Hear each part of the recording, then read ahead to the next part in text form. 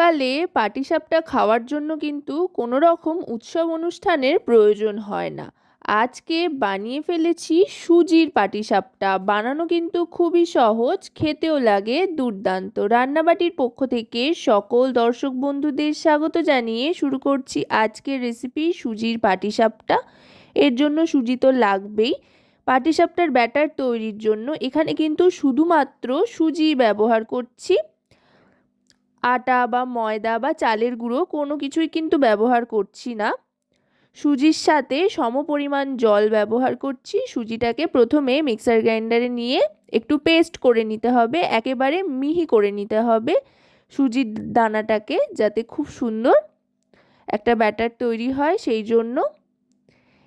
এবার জলের সাথে সুজিটাকে একটু মিশিয়ে দিচ্ছি, মিশিয়ে দিয়ে এটা পেস্ট করে নেব। এখানে কিন্তু সুজি আর জলটা আপাতত সমপরিমাণেই নিতে হবে।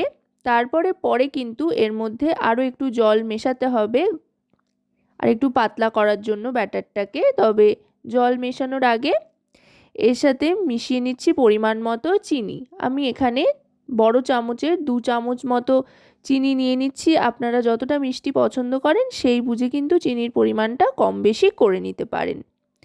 চিনিটা দিয়ে ভালো করে মিশিয়ে নিচ্ছি। চাইলে আপনারা চিনির গুঁড়োও ব্যবহার করতে পারেন। আমি যেহেতু এখানে চিনির দানা ব্যবহার করেছি তাই একটু ভালো করে মিশিয়ে নিলাম। মিশিয়ে এবার আরেকটু জল দিয়ে এটাকে আরও খানিকটা ফেটিয়ে নিয়ে পাতলা করে নিতে হবে। আর এই ব্যাটারটা তৈরি করে কিন্তু সবসময় একটু রেস্টে রাখবেন, তাহলে দেখবেন ব্যাটারটা খুব সুন্দর হয়েছে আর খুব জালিদার হবে যখন পাটিসাপটাটা তৈরি করবেন। এবার এটাকে রেস্টে রেখে পাটিসাপটার পুর তৈরি করে নেব। আজকে আমি নারকেলের পুর তৈরি করছি।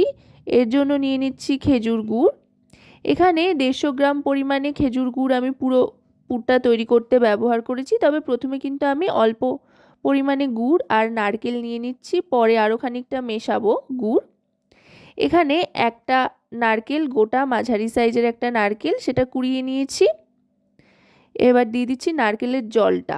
নারকেলের জলটা দিয়ে দেখবেন খুব সুন্দর একটা কিন্তু স্বাদ আসে।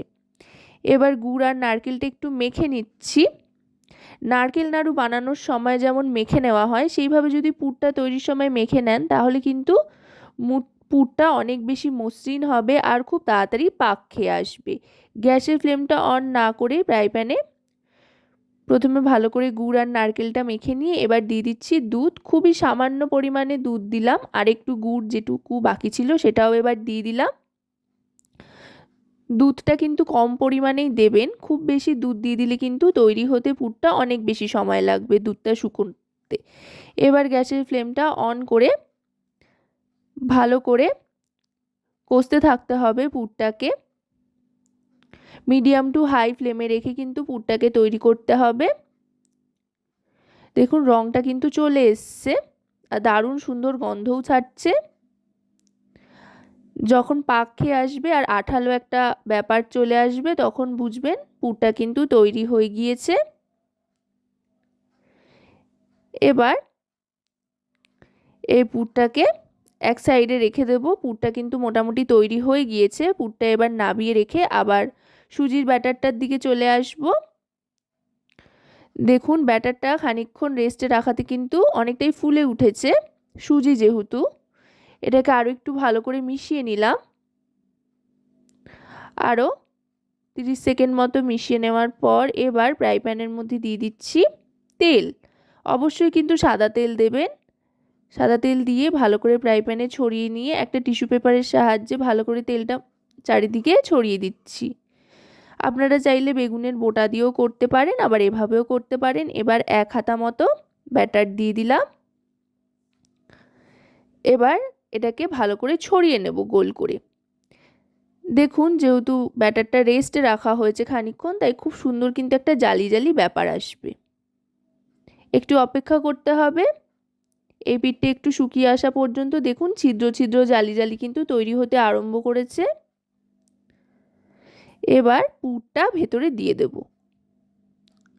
আশা করব রেসিপিটি আপনাদের ভালো লাগবে। যদি রেসিপিটি আপনাদের ভালো লাগে তো অবশ্যই রান্নাবাটি চ্যানেলটিকে সাবস্ক্রাইব করে লাইক শেয়ার কমেন্টের মাধ্যমে আমাদের পাশে থাকবেন। আর যদি রেসিপিটি আপনারা আমাদের ফেসবুক পেজ থেকে দেখেন তো অবশ্যই রান্নাবাটি ফেসবুক পেজটিকে ফলো করার অনুরোধ রইল। দেখুন কথায় কথায় কিন্তু খুব সুন্দর পাটিসাপটা তৈরি হয়ে গিয়েছে, একেবারে ধবধবে সাদা আর জালিদার, খেতেও কিন্তু দুর্দান্ত লাগে। তো রেসিপিটি কেমন লাগলো অবশ্যই কিন্তু জানাবেন।